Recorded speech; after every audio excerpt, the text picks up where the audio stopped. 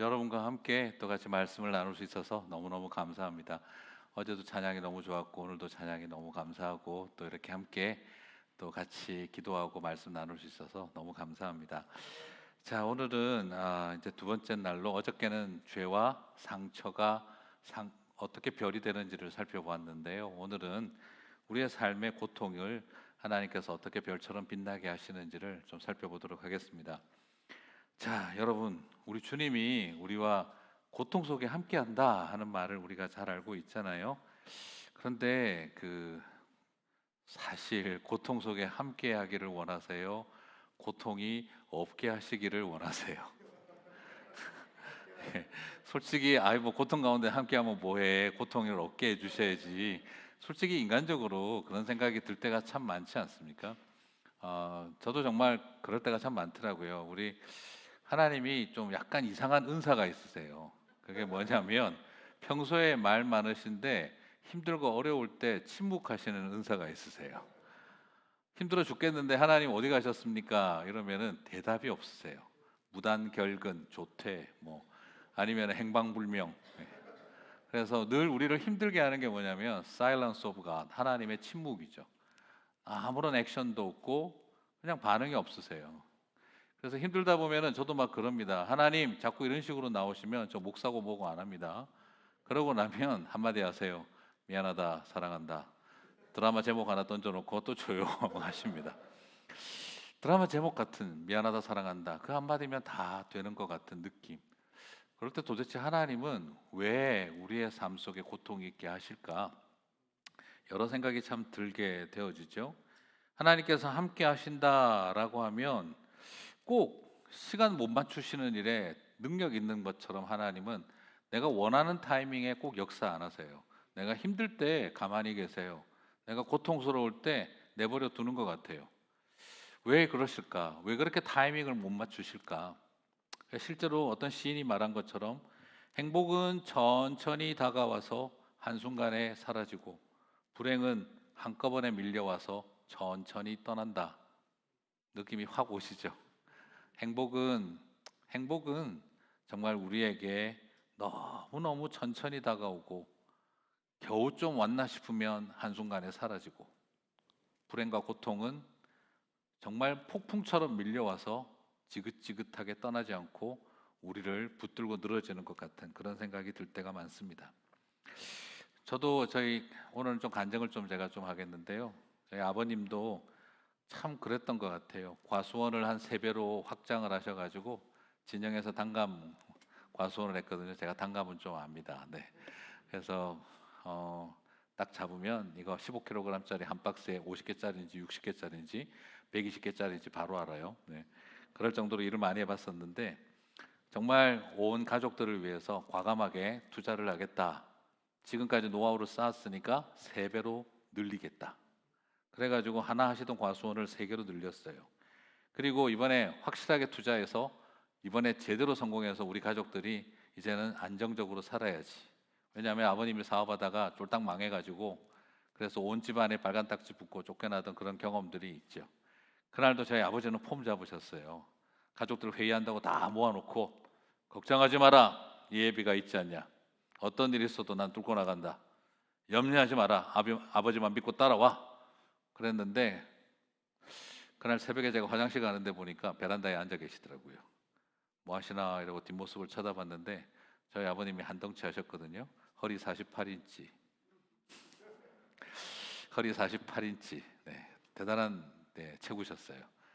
그런 아버님이 베란다에 쪼그리고 앉아서 담배 한 갑을 태우고 계시더라고요. 그리고 가만히 보니까 어깨가 들썩이며 울고 계셨어요. 저희 아버지는 제가 그 뒷모습을 봤는지 모르세요. 하지만 저는 그때 봤어요. 가족들 모아놓고 걱정하지 마라. 예비가 있지 않니? 하셨지만 그날 밤 아무도 모르는 밤 시간 새벽 2시에 일어나서 혼자 담배 한 갑 다 태면서 그 큰 덩치의 저희 아버지가 베란다에 쪼그리고 앉아서 울고 계시더라고요.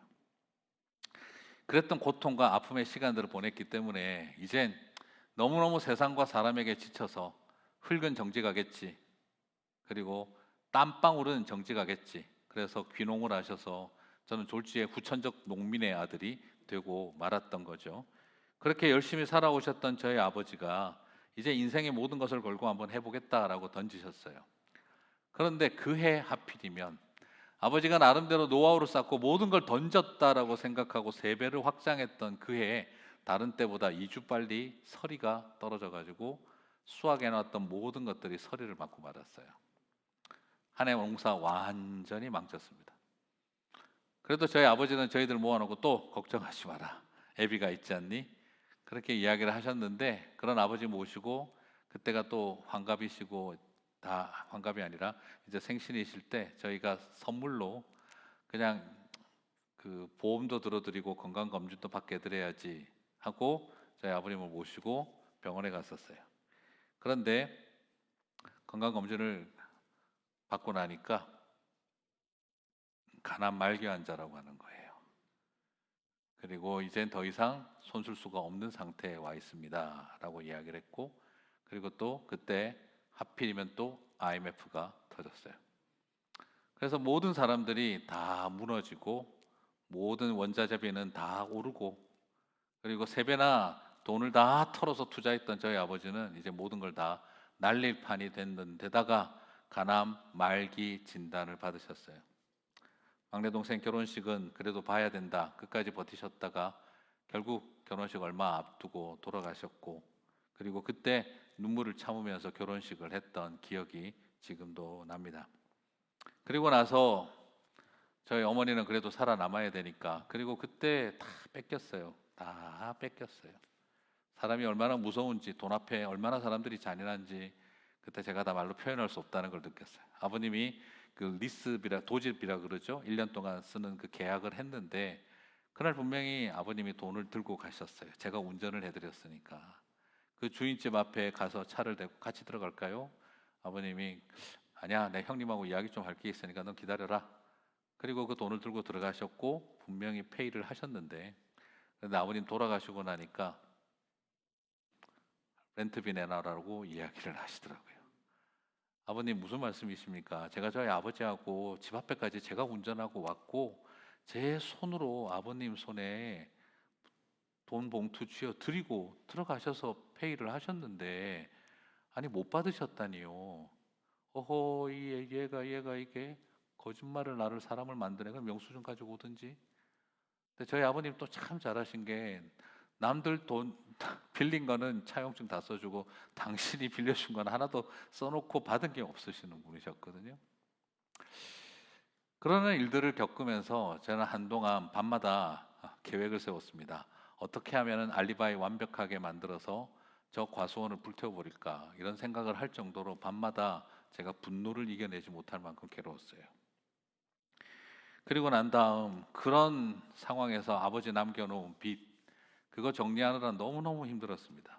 저작권 상속 포기각서를 다 썼지만 이것저것 남아있는 복잡한 것들, 더더구나 이제 그런 상황이 되니까 저희 어머니를 고소를 걸기 시작을 하니까 제가 법정 대리인으로 늘 나가서 그 수없는 조정과 싸움을 했어요. 사람이 감정이 격에 달하면 얼마나 강해질 수 있는지를 봤어요. 제가 법원에 가서 나오다가 그 화를 참지 못해서 지갑을 꺼내서 땅바닥에 목사가 주먹을 칠 수도 없고 그냥 지갑을 들어서 땅바닥에 패대기를 쳤는데 나중에 보니까 플라스틱 크레딧 카드가 깨져 있더라고요. 가죽 지갑 안에 들어있는 게 제가 아마 제가 사람을 쳤으면 죽일 수도 있겠다 싶을 정도로 사람의 감정이 그렇게까지 격해지니까 눈에 그냥 이렇게 사람이 격해질 수 있는 거구나. 사람의 밑바닥을 보고 경험한다는 것이 그런 거였던 것 같습니다. 그런 상황 가운데 어머니가 너무너무 고생하시면서 빚을 다 갚고 난 다음에 그때 저에게 너무너무 좋은 일이 생겼어요. 어떤 교회가 후원해주는 유학생 프로그램에 신학교 교수님들이 저를 추천을 해주셔가지고 매달 2,500불에 그리고 학기마다 풀 투이션으로 삼성도 그렇게 아마 못 해줄 거예요. 그렇죠? 그런 장학금 받아가지고 제가 유학기를 가게 되어졌어요. 그때 어머니 지금도 말하던 게 기억납니다. 병주야, 이제 우리 아프지 말고 행복하자. 좋은 일만 있을 거야. 그지? 그리고 와서 미국 생활을 시작을 했는데 어머니가 미국 생활하니까 지겨워 죽으려고 하시는 거예요. 한국은 나가면 그 당시 백화점 버스 와가지고 어디든지 가서 다 할 수 있는데, 이 미국은 차 없으면 아무것도 못하니까 집에 앉아 계시다가 거의 숨 넘어가시더라고요. 한국 잠깐 갔다 올게 이러고 가셨는데 여동생에게 연락이 왔어요. 오빠, 엄마가 좀 이상해. 중풍이 온 것 같아. 빨리 병원에 가봐라. 근데 나중에 오빠 어떻게 하면 좋아? 왜? 뇌종양 말기래 하는 진단을 다시 받은 거예요. 이제 빚 갚고 살겠다 싶었는데 또 어머니가 뇌종양 말기 진단을 받으시더라고요. 제가 그래서 하나님 앞에 기도하고 싸웠습니다. 하나님, 세상에 제일 많은 간증이 그래도 암 걸렸다가 낫는 거 아닙니까? 아버지 데리고 가셨으면 어머니는 좀 살려주십시오. 그래서 제가 명색이 목사입니다. 아들인 목사가 그만큼 기도했는데 아버님 데리고 가셨으면 어머니는 좀 살려주십시오. 어떤 고생을 했는지 아시지 않습니까? 벙어리 3년, 기머거리 3년, 바보 3년, 10년을 그렇게 시집생활 하다가 노이로제에 신경쇠약 걸려서 그 고생하며 약 먹고 버텨오던 저희 어머니인데 이제 예수 믿고 이제 그 빚 다 갚고 살만한데 지금 이렇게 되는 건 아니지 않습니까? 하나님, 이번 기도 안 들어주시면 저 심각하게 고민할 겁니다. 막 싸웠어요. 막 꿈까지 꿨어요. 수술을 꿈을 꾸고 있는데 수술실에서 딱 의사가 나오더니 기적이 일어났습니다. 수술하러 들어왔더니 보니 종양이 하나도 보이지 않습니다. 나는 불신자입니다. 그런데 이런 일이 일어났으니 난 예수 믿겠습니다. 막 아멘 하고 해보니까 꿈이었어요. 이게 실제에서 얼마나 좋았을까. 근데 그게 자꾸 꿈인 거예요. 진짜 그런 꿈까지 꿀 정도로 저는 막 기도하고 엎드렸어요. 그런데 또 하나님은 제 기도에 노우로 응답하셨습니다. 저는 그때 그런 생각했습니다. 자, 앞으로 나는 누굴 위해서 기도를 해줄까? 병 걸리고 아픈 성도들이 와서 목사님, 우리 아버지 위해서 기도해 주세요. 난 기도할 자신이 안 생기는 거였습니다. 하나님, 어떻게 이렇게 나에게 침묵하시고 어떻게 이렇게 나에게 아무런 응답도 안 하실까? 그때 왔던 때가 참의 하나님, 야, 말 마라. 나는 때를 놓치심의 하나님이다. 저한테 하나님은 그런 분이셨어요. 때가 참에 역사하시는 분이 아니라 항상 타이밍 놓치시는 분. 하나님의 뜻은 기쁘시고 선하시고 온전하다. No, 나는 그렇게 생각 안 해. 하나님의 뜻은 애매하고 모호하고 잔인해. 그렇게 늘 말하던 제 모습, 목사였지만 그렇게 되더라고요. 정말 하나님, 내가 원하는 대로, 내가 기뻐하던 대로 좀 움직여 주시면 안 되었습니까? 그런 마음이 제 마음속에 항상 떠오르면서 최소한 하나님 좀 그렇게 부르실 때 들어주시면 되지 않습니까? 그렇게 울고 그렇게 부재하시는 하나님, 침묵하시는 하나님과 저는 많이 싸웠던 것 같아요. 그리고 나서 어머님 장례를 다 치르고 제가 하고 싶었던 PhD 공부 결국에는 중단에 하게 되고, 그리고 닥터 오브 미니스트리로 공부를 전환시켜서 이제는 나는 신학교 교수하는 일은 하고 싶지 않고 그냥 그러나 마음에 깊은 절망이 밀려왔어요. 그러는 가운데 있을 때 학교에서 연락이 온 거예요. 선생님이 좀 저를 만나자는 거죠. 프리킨더에 우리 막내 아이를 보냈는데 준영이 아버님 좀 만나시지요 하고 만났더니 이야기를 하는 거였습니다. 당신의 아들이 자폐증을 가지고 있는 것 같습니다. 빨리 가서 전문가에게 그런 어세스먼트를 좀 받아보시고 그리고 이 아이가 자폐아인지 아닌지를 좀 확인해 보세요. 그 순간 제가 참았던 게 빵 터져 버렸습니다. 이중언어 환경이니까 그럴 수도 있지 않습니까? 왜 아이를 포기하는 이런 말을 하십니까? 화가 나시고 당황하시는 거 알지만 아이를 위해서 더 필요한 일입니다. 꼭 가보세요. 제가 그리고 돌아와서 하나님 앞으로 대판 싸우기 시작을 했습니다. 하나님 뭐 하시자는 겁니까? 하나님 뭐 하시자는 겁니까? 이게 뭡니까? 그리고 그 기관에 가서 레저널 센터라고 하는 그 기관에 가서 저희들이 이제 그 모든 어세스먼트를 봤는데 거기서 물어보는 모든 질문에 대해서 전 대답을 할 수가 없었어요. Can he? Can he? 계속 물어보는데 No, he can't. No, he can't. No, he can't. 마치 그 수없는 질문들은 저에게 너희 아이는 할 수 없는 아이다 라는 것을 발견하게 해주는 질문처럼 물어보는 모든 질문에 대해서 아이 컨택을 할 수 있습니까? 아이 컨택 못합니다. 아이가 말을 표현하는데 문장을 연결할 수 있습니까? 못합니다. 그 수없는 말들을 들으면서 결국 인정하지 않을 수가 없었습니다. 우리 아이는 자폐 장애 아이가 태어났구나. 그리고 나서 그때 저는 그런 생각을 했어요. 내가 그래도 최소한 종교를 가지고 목사가 됐고 기도가 했으면 하나님이 힘들 때 도와주시려고 역사하신 거 아닌가? 근데 왜 이런 순간마다 하나님은 꼭 침묵하시지? 왜 아무 대답도 안 하시지? 그리고 하나님하고 무지만장만세 싸웠습니다. 하나님 도대체 뭘 하시려는 겁니까? 이런 싸움들을 하다 보니까 제 마음속에는 그냥 끊임없이 하나님에 대해서 원망밖에는 생기지가 않더라고요. 속도 모르고 많은 분들이 또 저를 위로해 주시더라고요. 하나님이 목사님을 얼마나 크게 쓰시려고 그런 고난 가운데 있게 하실까요? 여러분 그게 위로가 될까요? 더 열받을까요? 더 열받습니다. 안 그래도 지금 살쪄가지고 크게 쓰임 받고 있는데, 네. 어, 여러분 그런 말을 들으면 위로가 되는 게 아니라 화가 나더라고요. 누가 크게 쓰임 받고 싶다고 했습니까? 누가 나 크게 써달라고 했냐고요. 그냥 소박하게 목회해도 되는데 왜 이런 어려움과 고통 속에 있게 하십니까? 하고 막 화도 내고 저희 아내하고도 그것 때문에 참 많이 울었었습니다. 여러분 참 오늘 그런 생각 드시죠? 이번 강사 지지리도 능력 없는 사람이었구나 하는 생각이 들 정도일 것 같아요. 근데 저도 그때부터 그런 마음 들었었어요. 아, 너무 힘들다. 그러다부터 누가 힘들다고 그러면 기도를 못 해주겠더라고요. 치유하여 주시옵소서. 그 쉬운 기도를 못 하겠더라고요. 하나님 고쳐주실 줄 믿습니다. 이 기도를 못 하겠는 거예요. 제 마음에 깊은 좌절이 밀려왔기 때문이죠. 그런데 그런 상황 가운데 있을 때 어느 날 하나님께서 제 마음에 이렇게 질문을 던지시는 거예요. 제 마음에 그냥 병주야, 목사의 가정에 장애 아이를 허락했다면 내가 너를 향한 특별한 계획이 있을 수 있는데 그것도 늦둥이가 태어날 수 없을 상황에 그런 가운데 있는 아이가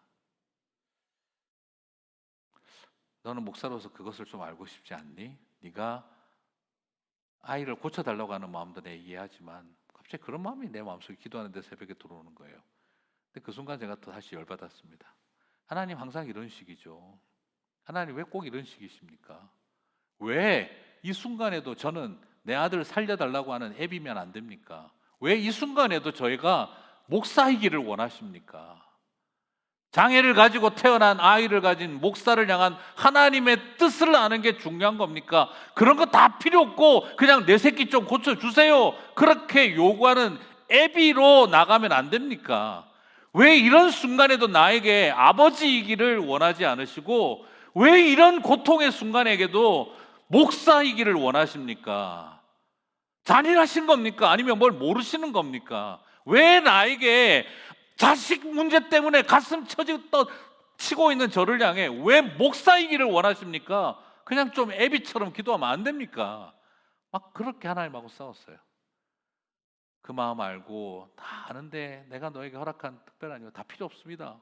그러나 당신 이렇게 하나님 이렇게 하시면 전 못 받아들입니다 하고 막 싸우고 있는데 그날 아침 새벽에 저희 아내에게도 하나님 같은 마음을 주셨나 봐요. 집에 오니까 저희 아내가 그러더라고요. 준영이는 우리 선물이지 하더라고요. 선물이지. 그러면 그 선물이 아프다고 선물이 아닌 걸까? 이렇게 물어보는 거예요. 그럼 우리 준영이는 저주냐? 저주일까? 선물일까? 하나님 우리에게 분명히 선물을 주셨다고 믿어. 그러면 장애를 가진 것도 선물 아닐까? 하나님한테 선물 고쳐달라고 할 게 아니라 그냥 있는 선물 그대로 받는 게 어떨까라고 저희 아내가 이야기를 하더라고요. 왜 그러냐? 왜 또 너는 또 엄마이지 않고 사모가 되려고 하냐? 그러니까 오늘 아침에 하나님 주신 마음이야. 준영이는 선물이라고. 그러면 고쳐달라고 할 게 아닌 것 같아 하더라고요. 그리고 저도 그날 아침에 하나님 주셨던 마음을 저희 아내하고 나눴어요. 그리고 둘이서 손잡고 눈물을 흘리며 기도했습니다. 하나님, 오늘 어쩌면 우리는 지금 애미이기를 포기하는지 모르겠습니다. 너무너무 힘듭니다. 그러나 이 아이를 허락하신 선물이라면 이 선물을 평가하지 않겠습니다. 잘났든 못났든, 더 건강하든 덜 건강하든 이 아이가 선물이라면 고쳐달라고 하지 않고 주신 그대로 받겠습니다. 그리고 목사의 가정에 이 선물을 주셨다면 그 이유를 알고 싶습니다. 그렇게 기도하고 같이 시작을 했었죠. 사랑하는 성도 여러분, 여러분 마음에도 그런 일들이 있으시죠?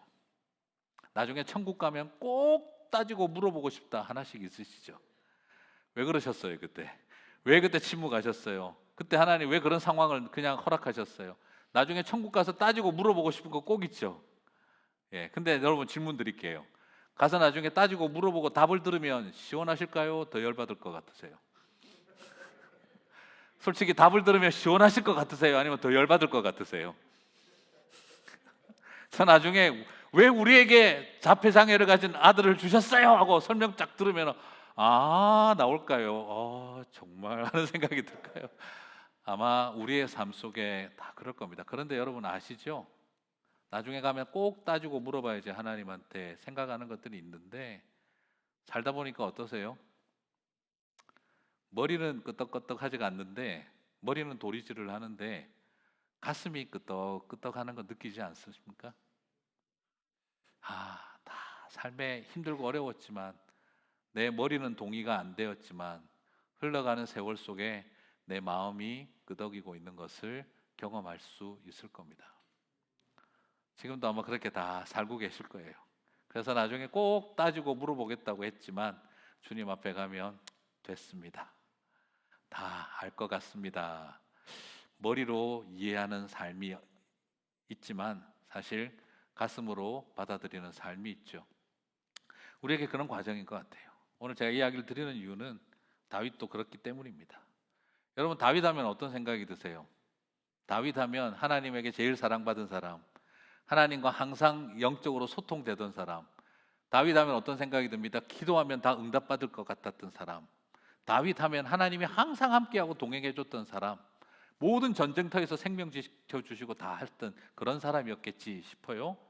그런데 그렇게 사랑받은 오늘 다윗이 4절과 5절을 보면은요 이렇게 말하고 있습니다. 우리 열조가 주께 의뢰하였고 의뢰하였으므로 저희를 건지셨나이다.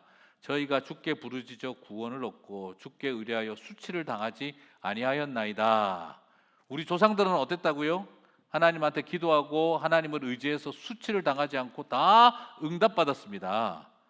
그런데 1절과 2절에서 우리 조상들한테는 잘 그러셨던 하나님이신데 그런데 1절과 2절을 보니까 뭐라고 합니까? 내 하나님이여 내 하나님이여 어찌하여 나를 버리셨나이까? 어찌 나를 멀리하여 돕지 아니하옵시며 내 신음하는 소리를 듣지 아니하시나이까? 내 하나님이여 내가 낮에도 부르짖고 밤에도 잠잠치 아니하오나 응답지 아니하시나이다. 지금 다윗은 자신에 대해서 이렇게 말하고 있습니다. 하나님, 우리 조상들에게는 아브라함과 이삭과 야곱에게는 항상 응답하셨고 수치를 면하게 하셨습니다. 그런데 왜 나는 낮에도 부르짖고 밤에도 부르짖는데 나한테는 침묵하십니까? 나는 그렇게 외치고 나는 그렇게 부르짖어도 돕지 않고 멀리 계시고 함께하지 않으십니까? 오늘 우리가 잘 알고 있는 다윗은 간증맨이 아니라 가슴 속에 한이 쌓이는 사람이었다는 걸 보게 됩니다. 누구한테 상처받은 마음이지요? 하나님에게 상처받은 마음을 가지고 있었던 모습을 보게 됩니다. 여러분 어떤 생각이 드세요? 하나님은 온 세상 사람들의 기도는 다 들어주시는데 내 기도는 절대 안 들어주는 것 같다.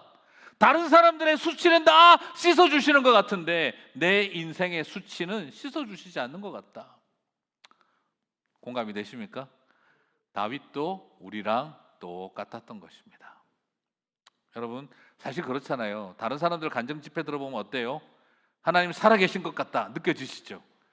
그래서 막 어떤 분 간증 듣고 나면은요 예배 드리는 그 순간에 막 가슴이 벅차올라요.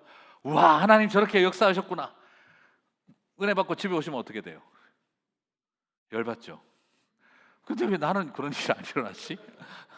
저 사람은 막 그냥 막 생각만 했더니 주님이 응답하셨다 그러는데 나는 금식하고 기도해도 응답을 안 하시던데.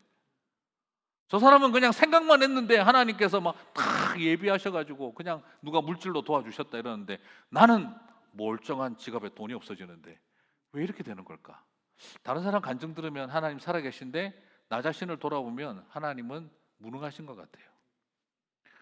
그러다 살다 보면은요, 아무리 기도해도 응답의 확률은 절반 반반인 것 같고 그냥 이렇게 해봐야 무슨 소용이 있나, 낮에도 부르짖고 밤에도 부르짖으나 다 소용없는 일 아닌가 하는 그런 다윗의 이 고백이 어쩌면 더 가슴속에 와닿을 때도 있을 겁니다.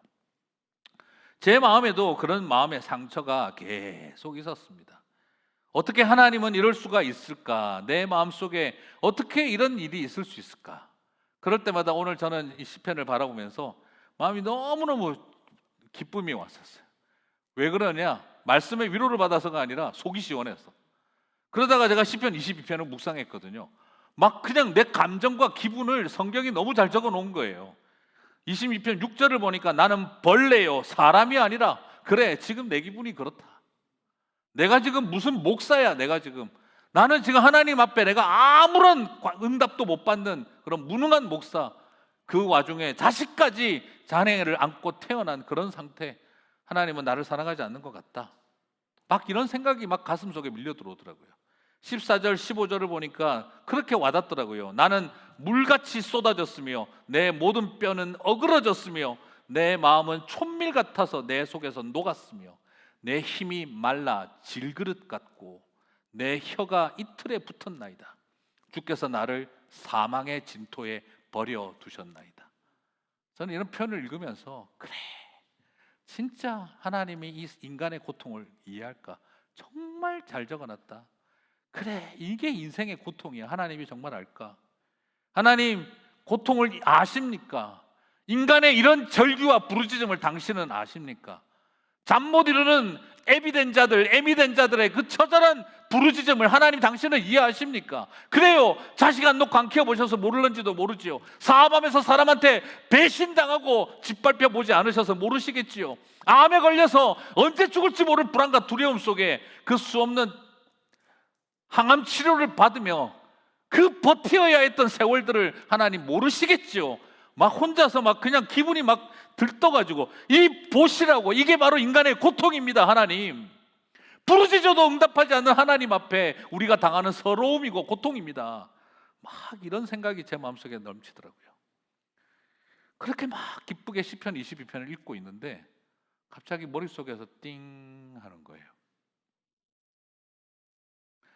시편 22편은 다윗의 노래지만 이게 누구의 노래일까요? 예, 이게 바로 메시아 순환시입니다. 가만히 읽다가 하나님이 인간의 고통을 아시겠습니까? 하나님, 당신의 침묵 앞에 비참하게 쓰러지는 우리의 고통을 아시겠습니까? 하는데 오늘 이게 바로 예수 그리스도의 순환의 노래였던 거예요. 여러분, 그때 저는 주님의 마음이 가슴에 와닿았었습니다. 병주야, 나는 네 마음 안다. 내가 십자가에서 발가벗겨서 옆구리에 창 찔리고 가시 면류관 쓰고 사람들의 조롱을 눈앞에서 겪어봤기 때문에 그 마음 뭔지 안다. 그때 여러분 기억나십니까? 예수님이 하신 메시지, 엘리 엘리 라마 사박다니, 나의 하나님 어찌하여 나를 버리셨나이까? 아들의 고통은 아버지에게 버림받은 고통이었습니다. 엘리 엘리 라마 사박다니 할 때 하늘로부터 어떤 음성도 들리지 않았습니다. 아버지는 침묵하셨습니다. 그리고 보혜사 성령은 어떤 말씀도 그 예수님 앞에서 말하지 않았습니다.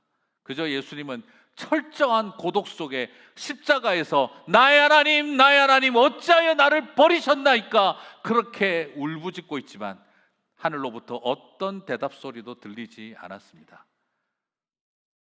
이 땅을 살아가면서 네가 하나님의 침묵 앞에 고통스러워하는 그 마음, 예수 그리스도께서 내가 제일 잘 안다 하는 것이었습니다. 사랑하는 성도 여러분, 끊임없이 이 땅을 살아가면서 우리 안에 고통이 있죠. 살아가다 보니 사업도 망하고, 관계에 실패하고, 가정에 실패하고, 결혼에 실패하고, 사업에 실패하고, 인생에 실패한 것처럼 여겨질 때, 어쩌면 사람들은 다 나를 비웃는 것 같고 조롱하는 것처럼 여겨질 때 있습니다. 예수님은 압니다. 7절에서 나를 보는 자는 다 비웃으며 입술을 비죽이고 머리를 흔들며 저가 여호와께 의탁하니 구원하실 걸, 저를 기뻐하시니 건지실 걸 하나이다. 제 교회 다닌다면서, 제 교회 다녔다면서 하나님 건지시겠지, 하나님께서 살려주시겠지 하며 사람들이 머리를 흔들어대고 입을 삐죽거리면서 조롱을 하더라는 것이죠. 그게 바로 누구의 이야기입니까? 우리의 이야기고, 그게 바로 예수님이 당한 이야기입니다. 사랑하는 성도 여러분, 그렇습니다. 이 땅을 살아가면서 우리가 겪고 살아가는 수없는 인생의 고통과 아픔들은 어찌 신적 존재가 이해할 수 있겠나 하는 질문이 우리 속에 생기지만, 그러나 오늘 저는 바라보게 됩니다. 그 모든 고통을 아시는 이가 예수 그리스도이신 줄 믿습니다. 오늘 저의 눈물과 저의 아픔, 여러분의 남들에게 말 못할 한없는 실망과 좌절의 이야기를 바라볼 때 누가 내 마음 알까 싶을 때 오직 예수님이 그 마음 아시는 줄 믿습니다. 여러분, 선한 사마리아인의 비유 아시죠? 아니, 사마리아 그 우물가의 여인의 이야기 아시죠? 여러분, 그거 보면 어때요? 아유, 예수님이 그 남편이나 다섯이나 갈아치운 더러운 여자를 만났네, 그런 생각 드시죠? 맞는데 왜 저러지? 또 이 생각이 드시죠? 그런 생각 드실 거예요. 근데 여러분 한번 생각해 보실까요? 유대 사회에서 여성이 남자를 5명이나 바꿔가면서 이혼할 수 있는 사회였을까요? 2000년 전에? 아니겠죠. 그러면 그 여인은 남편을 5이나 바꿔치우는 아주 음란하고 더러운 여인이었을까요? 아니면 5명의 남편에게 버림받은 여자라고 해야 될까요? 버림받은 사람이었죠. 그럼 유대 사회에서 왜 그러면 여성이 버림받나? 아이를 낳지 못할 때입니다. 집에서 쫓겨나는 가장 큰 이유는 그 집안에 아이를 낳지 못할 때 유대 사회의 여성들은 집안에서 쫓겨났습니다. 그러면 어떻게 하든지 살아야 하기에 이 여인은 계속해서 기업 물을 자를 찾았고, 그것이 5명까지 이어지죠. 그런데 그 여인에게 예수님이 물어봅니다. 네가 남편이 있느냐? 그때 뭐라고 하죠? 남편이 없나이다. 아이고, 거짓말하고 앉았다 생각이 들지만 예수님께서 뭐라고 이야기를 하시죠? 지금 있는 네 남편도 너를 버릴 것이니 너는 남편이 없는 것과 마찬가지지 하셨습니다. 예수님이 지금 거짓말을 찍어내신 겁니까? 그 여인의 고통을 이해하신 겁니까? 저는 볼 때 그겁니다. 또 버림받을 거 알고 있어요. 그러니까 지금 있는 네 남편도 곧 너를 버릴 것이니 너는 남편이 없는 것과 마찬가지지라고 말씀하셨던 건, 예수님이 거짓말 탐지기를 잘 쓰고 계시는 분이 아니라 고통 탐지기, 아픔 탐지기를 쓰고 계신 거였어요. 우리는 그 본문을 볼 때마다 항상 이 더러운 여자가 남편을 5이나 갈아치우고, 왜? 남자 목사들이 설교했기 때문입니다. 그러나 여성의 관점으로 한번 보시자고요. 이혼의 주체가 될 수 없었던 유대 사회 여성이 아들 못 낳는 죄로 계속 버림받고 있는 겁니다. 그래서 정오의 태양 아래 물길로 나왔어요. 왜요? 사람 만나기 싫어서. 사람들 앞에 우물가에서 사람들 만나기 싫어서. 12시, 무슨 시간이냐 그러면 사막 땅에서는 전쟁도 하지 않는 시간입니다. 아침에 물길로 나오지 않고 12시에 물길로 나왔어요. 또 그걸 보시고 또 오해하면 안 되죠.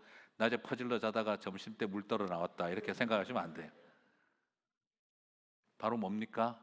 대인 기피증에 빠져 있는 거죠. 사람 만나는 게 징글맞은 여성이었어요. 또 이런저런 소리 듣기도 싫고, 아무도 화살 맞아 죽을까봐 보다도 더워 죽을까봐 겁이 나는 사막의 12시에 물길로 나왔습니다. 왜요? 사람 만나고 싶지 않은 그 고통과 상처 때문에. 그런데 예수님께서 그 여인을 기다려 주시죠. 그리고 만나서 물어봅니다. 남편이 있느냐? 없나이다. 그래, 거짓말하고 있다. 아니라 그래, 지금 있는 남편도 또 너를 버릴 것이니 너는 남편이 없는 것과 마찬가지니라. 그때 이 여인이 당신은 누굽니까? 어떻게 내 마음을 압니까? 여러분, 거짓말 찍어낸다고 엎드릴까요? 아니면 내 고통과 눈물을 아는 사람한테 사람이 엎드리게 될까요? 그렇습니다. 내 거짓말 찍어내니까 엄마요? 이래가지고 놀란 게 아니라 어떻게 이 사람이 내 고통을 알지? 내 이 버림받음을 어떻게 알지? 당신은 누구십니까? 하고 질문하게 되는 거죠. 저는 오늘 이 시간 여러분에게 그 이야기를 드리고 싶습니다. 여러분의 고통을 누구보다도 모를 것 같은 신적인 존재가 아니라 예수님은 완전한 인간이셨기에 저와 여러분의 눈물과 고통을 누구보다 잘 아시는 줄 믿습니다. 오늘 그것이 저와 여러분에게 가장 큰 위로가 되시기를 주님의 이름으로 축복합니다. 주님은 그래서 어떤 분이시냐면, 저는 제가 그런 과정을 겪으면서 예수님을 만나보니까 그렇더라고요. 저는 개인적으로 인생에 비가 내리면 하나님은 우리가 비를 안 맞게 해줘야 된다고 생각했어요. 그런데 최소한 인생에 비가 내리면 안 맞게 해주든지, 아니면 비가 내리면 큰 우산 준비해가지고 비 안 만났도록 도와주시든지, 아니면 비가 내려야 한다면 건물에 들어가면 내리고 나오면 그치고 좀 그렇게 해주셔야 된다. 저는 그렇게 생각했어요. 최소한 하나님은 큰 우산 들고 나를 기다려 주실 거라고 믿었어요. 그런데 인생의 큰 비를 만나고 나니까 하나님은 우산 들고 오시는 분이 아니라 그냥 비 맞고 서 계시더라고요, 예수님이. 그래서 예수님, 왜 내 인생에 비가 이렇게 쏟아지는데, 폭풍우가 휘몰아치는데 좀 우산이나 비옷이라도 좀 들고 와주셔서 저를 보호해 주셔야 되는 거 아닙니까? 그런 생각이 드는데 예수님께서는 제 마음에 그렇게 다가오시더라고요. 병주야, 그냥 너랑 같이 비 맞고 싶다. 같이 비 맞아주고 싶다. 저는 처음에 그런 모습이 되게 무능해 보였습니다. 정말 무능한 아버지 같다. 능력 없는 엄마 같다. 아니, 자식이 비 안 맞게 만들어줘야지. 근데 왜? 그런데 저희 하나님의 방법은요, 엄청난 우산을 갖고 와서 비 안 맞게 해주시는 분이 아니라 저랑 손잡고 같이 비 맞자고 함께 와서 비를 맞아주시는 분이시더라고요. 그리고 그 같이 비 맞아주시는 하나님 주님과 동행을 하면서 제가 느낀 것은, 그래, 그냥 온 몸이 다 젖고 감기 걸려도 좋다.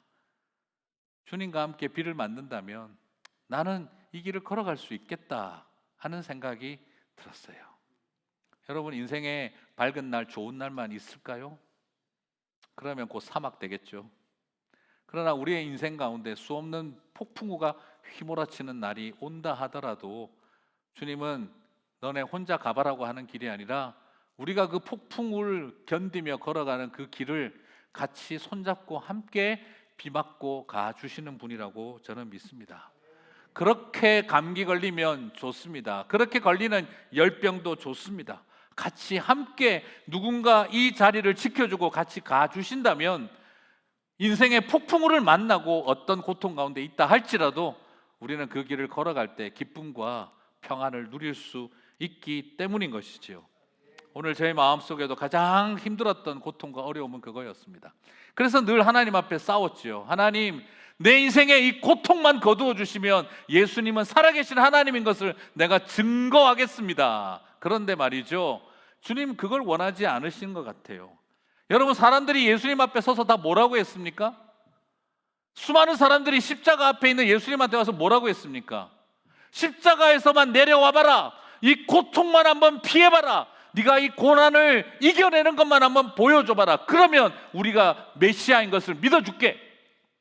하늘의 군대를 끌고 와서 너를 죽이는 사람들을 향해, 당신을 향해 십자가에 못 박으려는 사람들을 향해 공격 한번 해봐라. 그러면 당신이 메시아인 거 믿어줄게.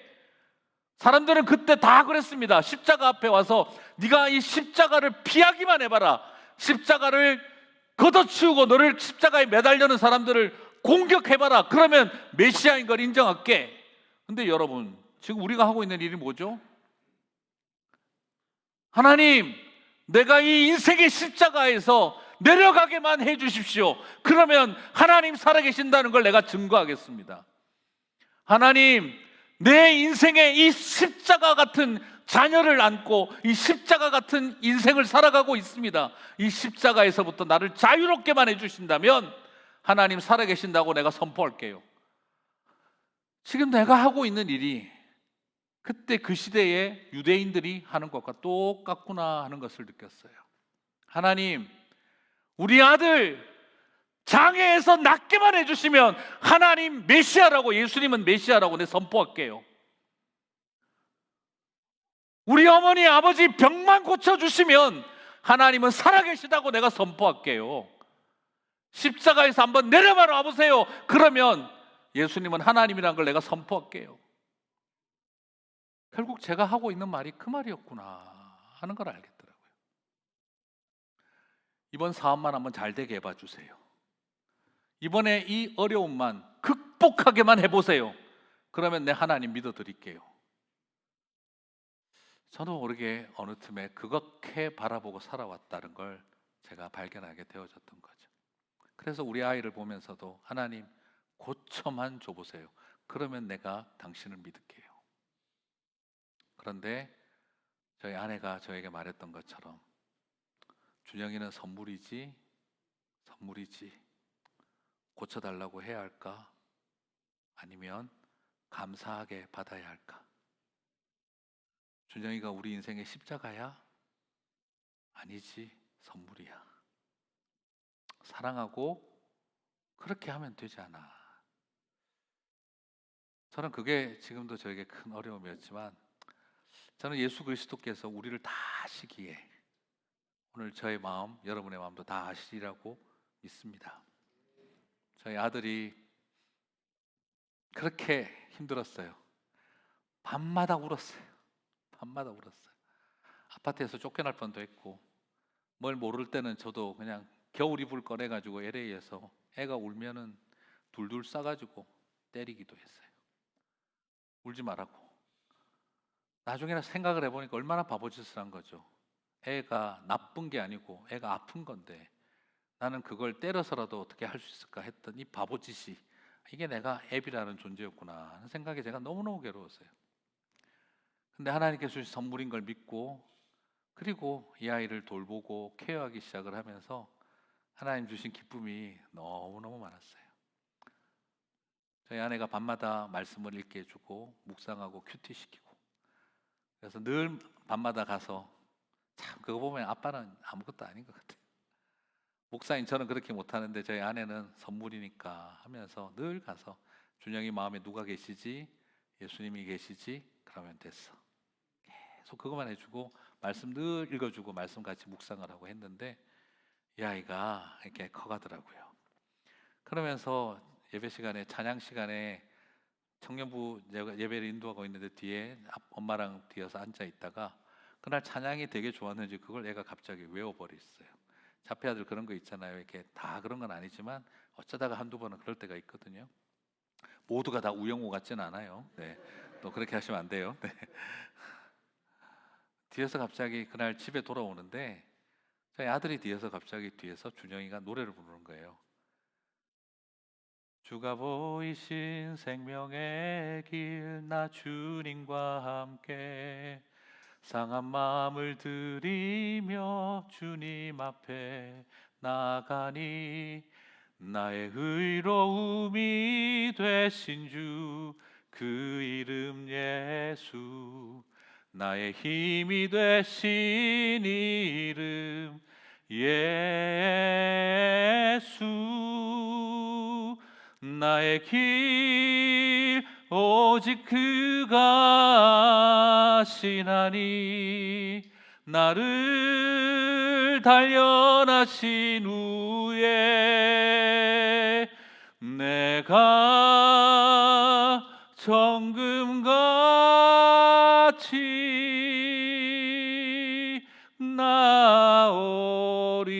나오리다.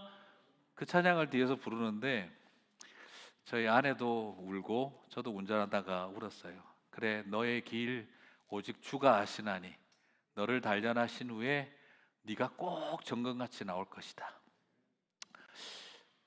그 수없는 고통들이 그냥 나를 죽이는 통로가 되는 게 아니라 그것을 통해서 하나님께서 우리 가정에 주시는 위로가 임하더라고요. 여러분 살아가면서 인생에 걸림돌이 있죠. 제가 살아보면서 느낀 것은 걸림돌이 있지만 주님의 은혜가 임할 때 그 걸림돌이 디딤돌이 될 줄 믿습니다. 그렇지 못하면 인생에 주어진 디딤돌도요 걸림돌 돼서 넘어집니다. 오히려 우리에게 인생의 걸림돌이었다 할지라도 주님이 우리와 함께 하신다면 그 돌은 반드시 디딤돌이 되게 하실 거라고 저는 믿습니다. 그때 우리 준영이한테 계속 말해줬어요. 하나님이 너를 정금같이 나오게 할 거야. 그리고 나서 나중에 참 여러 스토리들이 있는데 이 아이가 이제 그냥 그 장애인 학교를 이제 다니다가 레귤러 클래스를 한번 우리가 도전하고 싶었어요. 킨더가든 갈 때. 그래서 이제 언제 얘가 한번 레귤러 클래스에 들어갈 수 있겠나, 일반 클래스에, 장애 클래스가 아니라. 그래가지고 학교에다 부탁을 했어요. 한 번만 얘를 장애인 클래스가 아닌 일반 클래스에 좀 가게 해달라. 그러자 모든 분들이 모여가지고 하는 말이 No, he can't do it, he can't make it. 그러니까 impossible. 그래서 계속 그 이야기 말하는 거예요. 나중에 제가 도저히 안 되겠길래 Please, 1 month chance, 1 month chance. 한 달만 좀 할 수 있게 해달라. 한 달이라도 그 일반 클래스에 한번 트라이 하기라도 좀 해달라. 그리고 한 달 뒤에 도저히 안 되면 그때 우리가 기법할게. 한 달만 좀 트라이 하게 해주면 안 되겠냐. 그래가지고 막 저희도 막 부탁을 했더니 이분들도 답답한지 오케이, only 1 month, 오케이 이러더라고요. 그래서 할렐루야 감사하다고 하고, 그리고 한 달을 이제 레귤러 클래스에 보내게 됐어요. 그래서 저희 아내하고 저하고 엄청 기도를 했습니다. 그 학교에서 제일 좋은 선생님 누군가, 장애인들한테 잘해줄 수 있는 선생님, 경험 많고 노련한 선생님 누군가. 스티븐슨 선생님이라 그러더라고요. 장애인들을 너무 잘 돌봐주신대요.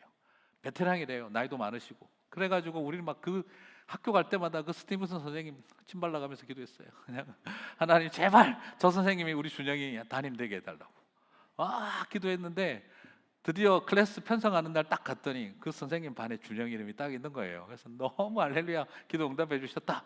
그래가지고 갔는데 그 다음 날 딱 가니까 학교 앞에 게시판에 또 붙어 있는 거예요. 준영송은 다른 클래스가 됐으니 딴 방으로 가라고. 아니 이게 뭐야, 천국과 지옥을 막 왔다 갔다 하는 경험이었어요. 그래서 교장 선생님 찾아가가지고 안 된다고, 우리 아이 왜 이렇게 됐느냐, 이 아이를 좀 갈 수 있게 해달라 막 요구를 했더니 Our teachers are really good teachers. Don't worry. 막 당연, I know 그 선생님들 다 좋은 거 내가 안다. 그렇지만 얘한테는 꼭 스티븐슨 선생님 좀 붙여달라고 막 부탁을 해도 결국에는 안 되는 거예요. 가서 딱 보니까 아이고 이번에 대학 졸업하고 처음 선생님 하는 사람이었어요. 23살짜리 백인 우리 여자 선생님. 오티즘 아이를 봤냐 이거 처음 본대요. 아이고 끝났구나. 저는 좀 마음이 비었어요. 근데 그 선생님이 우리 준영이를 너무 좋아하는 거예요. 그리고 온 아이들에게 이 아이는 발달장애가 있는 아이고 오티즘을 가진 아이인데 우리 클래스에 왔다. 너희들이 친구로 잘 맞아주고 친구가 되어주면 좋겠다 이야기를 하고, 그리고 그 반에서 제일 예쁜 백인 여학생 하나를 원투원 섀도우로 붙여준 거예요. 도와주라고 이야기를. 근데 너무 놀라운 건 그 킨더가든에 있던 아이들이 우리 준영이를 좋아하고 모두가 와서 옆에서 도와주고, 그리고 그 여자아이는 우리 준영이 손잡고 다니면서 노노노노 안 돼 그러고 이거는 하라고 하고 막 도와주고 케어를 하는데 너무 고마운 거예요. 그리고 나서 한 달 뒤에 다시 그 미팅을, 이제 IP 미팅이라고 미팅을 하게 됐는데, 그 미팅에 딱 들어갔더니 그 담임 선생님이 오더니 그냥 한마디로 준영이는 지금 너무 잘하고 있고 우리 아이들의 친구고 모든 아이들이 이 아이를 돌보고 있고, 만약 준영이가 빠지게 되면 우리 클래스가 굉장히 힘들 거라고, 이 아이를 책임지고 내가 끝까지 하고 싶고 우리 반 아이들이 다 도와줄 거라고. 그래가지고 레귤러 클래스에 준영이가 있게 된 거예요. 그리고 나서 학교에 갔더니 저는 그 도움 받는 게 너무 고마웠죠. 그리고 파더스데이 때 준영이가 저한테 카드를 쓴 거예요. Dear Dad, I love you so much. 준영 송. 제가 그걸 보고 울었어요.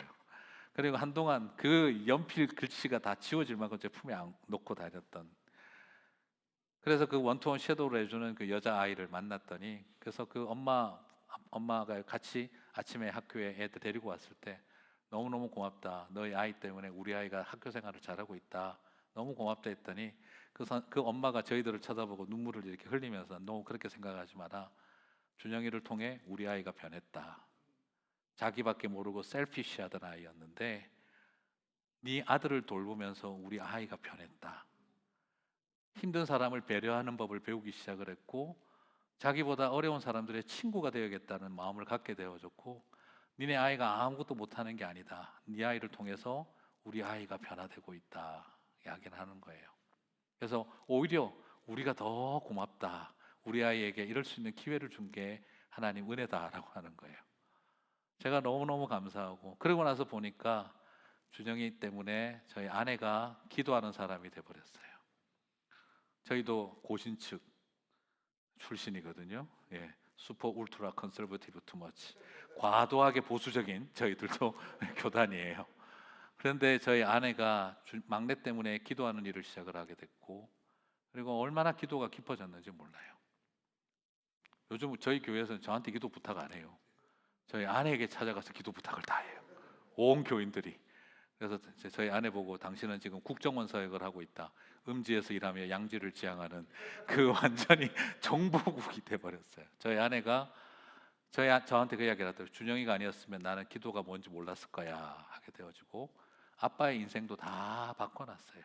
제 인생도, 저는 원래 계획대로라면 유학을 마치고 한국 돌아와서 제 속해 있는 고신 모교에 교수로 가야 됐었는데, 제 인생 계획대로 된 일이 하나도 없어요. 그런데 하나님의 뜻대로 다 왔다고 믿어요. 그 수없던 고통의 시간들로 인해서. 그리고 저희 교회도 변했어요. 저희 교회는 장애인이 부서가 2개예요. 그리고 장애인 부모들이 저한테 와서 간담회를 하는데, 1년에 한 번씩 장애인 부모들과 간담회를 하는데, 저희 그러더라고요. 목사님도 장애인 부모라서 아시죠? 우리 보통 교회 가면 어때요, 분위기? 어떻게 왔지? 왜 왔지? 계속 올 건가? 이런 표정으로 쳐다보는데, 여기에 오면 교인들이 잘 왔어요, 어서 오세요, 기쁘게 교회 다니세요, 이렇게 환영을 해준다는 거예요. 여기 오면, 교회 오면 마음이 편해요, 장애인 부모들은. 저는 그 이야기를 들으면서 많이 발견했습니다. 하나님께서 이렇게 바꾸어 가시는구나. 고통이 결코 죽이는 길이 아니구나. 얼마 전에 저희 막내가 자기가 자원해서 입교 문답을 했어요. 우리가 시킨 게 아니라 자기가 입교 문답을 했는데 컨퍼메이션을 받았죠. 신앙 고백을 했는데, 그때 그런 질문을 던졌다 그러더라고요. 하나님이 너를 사랑하신다는 걸 믿니? 그러자 저희 준영이가 자기한테는 큰 고민이 있다고, 그 담당 목사님한테, 나는 멘탈리 프로블럼이 있는데, 나는 정서적으로 문제가 있는데 하나님 나를 사랑하시는 걸까? 그리고 나는 게임에 좀 중독이 돼 있는데, 자폐 아들이 좀 그런 게 있잖아요. 게임에 중독이 돼 있는데 과연 하나님이 나를 사랑하시는 걸까? 라고 질문을 던지더래요. 그래서 그 담당 목사님이, 그 중고등부 목사님이, 아니야, 너는 네가 완벽해서 하나님이 사랑하는 게 아니라 너의 불완전함에도 너를 사랑하신다고 나는 믿어. 그때 저희 준영이가 가만히 듣더니 알겠다고 저랑 같이 했던 이야기를 말을 한 거예요. 준영아, 사탄은 아마 네 마음속에 끊임없이 그렇게 도전할 거야. 너를 봐. 자폐장애를 안고 태어났고 너는 하나님이 너를 사랑하지 않아. 네가 가진 장애, 그게 네가 사랑받지 못했다는 증거야 라고 사탄은 너를 공격할 거야. 그러나 꼭 이야기해 줘라. 내가 완전하지 않아서 사랑받지 못한 게 아니라 내 불완전함 때문에 하나님이 나를 더 사랑하신다고 나는 믿는다. 내가 완벽하기 때문에 하나님이 나를 사랑하시는 것이 아니라 나의 이 불완전함 때문에 하나님이 나를 더 사랑하신다. 내가 도덕적으로 완벽하게 살아내어야 하나님이 나를 사랑하시는 것이 아니라 내 연약함을 인정하고 고백할 줄 알기 때문에 하나님이 나를 사랑하신다. 나는 중독에 있는 사람이다 라고 말할 수 있고 고백할 수 있고 하나님의 도움이 필요하다라고 말할 수 있기 때문에 하나님이 나를 더 사랑하신다 라고 그렇게 고백할 수 있으면 좋겠다 했는데, 저희 준영이가 그걸 고백을 했다는 거죠. 그리고 자기 간증으로 그것을 다 고백했어요. 나의 불완전함과 완전하지 못함 때문에 하나님은 나를 사랑하지 않는 것이 아니라 그것 때문에 하나님은 나를 더 사랑하신다고 믿습니다 라고 고백했다는 것이죠. 사랑하는 성도 여러분, 오늘 저와 여러분 안에 그런 고백으로 살아가시게 되기를 주님의 이름으로 축복합니다. 한 미랄 잡지에 나온 어머니의 간증입니다. 그 어머니에게는 아이가 셋이 있는데 첫째 아이는 정신지체, 둘째 아이는 중증 소아마비, 셋째는 안전뱅이로 태어난 세 아이의 엄마였습니다. 여러분, 그 사람의 인생은 축복받은 걸까요? 저주받은 걸까요? 세 자녀가 다 장애를 갖고 태어났습니다. 그런데 그 어머니는 그렇게 적어놨더라고요.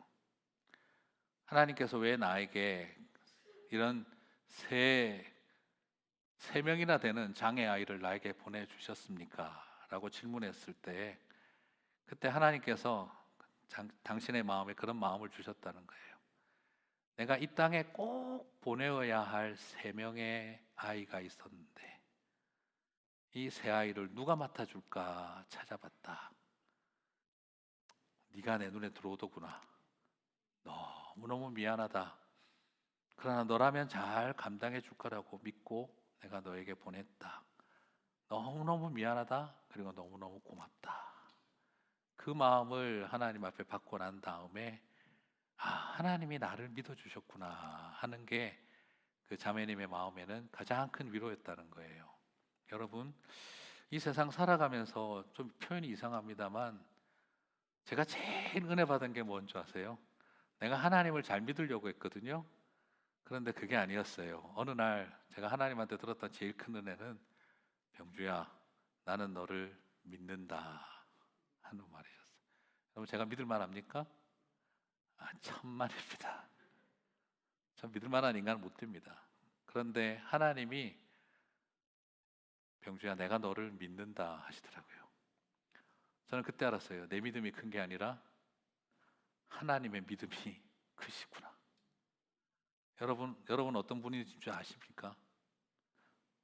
내가 너희들을 믿는다. 그래서 그 길을 맡기신 줄 믿습니다. 왜 하나님 침묵하시는 줄 아세요? 그 길이 십자가의 길이고 아들이기 때문입니다. 예수님이 아들이셨기 때문에 십자가에서 침묵하셨습니다. 내가 지금 하나님의 아들로서 딸로서 가야 할 십자가의 길이라면 주님은 침묵하십니다. 왜요? 말이 안 나오는 겁니다. 내 새끼에게, 내가 제일 믿고 맡기는 내 자식에게. 여러분 한번 생각해 보세요. 마지막 전투가 남아있고 적의 벙커가 저기 버티고 있는데 이제 저것만 뚫으면 이 전쟁이 끝날 판인데 여러분이 만약 지휘관이라면 이 마지막 생명을 걸어야 하는 저 벙커를 끝장내어야 하는 자리에 보낼 때 누구 보내시겠습니까? 내가 제일 믿고 내가 제일 아끼는 사람 마지막으로 부탁하지 않겠습니까? 여러분은 어떤 분이시라고요? 왜 예수님이 하나님의 아들이 이 땅에 오셨을까요? 내가 제일 믿고 내가 제일 신뢰하고 아끼는 사람이기 때문에 보내는 겁니다. 그럴 때 하나님은 아무 말도 하지 않습니다. 대신에 성령께서 하는 게 하나 있습니다. 뭘까요? 말할 수 없는 단식으로 중보하신다. 이 말할 수 없는 단식이라는 말은 말로 표현되지 않는 단식입니다. 저는 여러분이 인생 살아가면서 꼭 그 단식 소리 듣게 되시기를 바랍니다. 옆에서 성령님은 화려한 말발로 저와 여러분에게 언어를 들려주시는 게 아니라 내 옆에서 그냥 성령 하나님께서 언어로 표현되지 않는 단식 하고 저와 여러분을 위해서 중보하신다는 겁니다. 여러분, 하나님 말 많으신 게 아닙니다. 하나님 말이 없으십니다. 말이 없는 때는 뭘 하시느냐면 단식하십니다. 왜요? 미안해서, 고마워서. 사랑하는 성도 여러분, 저와 여러분은 주님이 고맙고 미안해하시고 그리고 내가 믿고 맡긴다 하며 저와 여러분을 그 자리에 서게 하신 줄 믿습니다. 그렇게 나아갈 때 내 인생의 상처들은 하늘에 빛나는 별이 될 줄 믿습니다.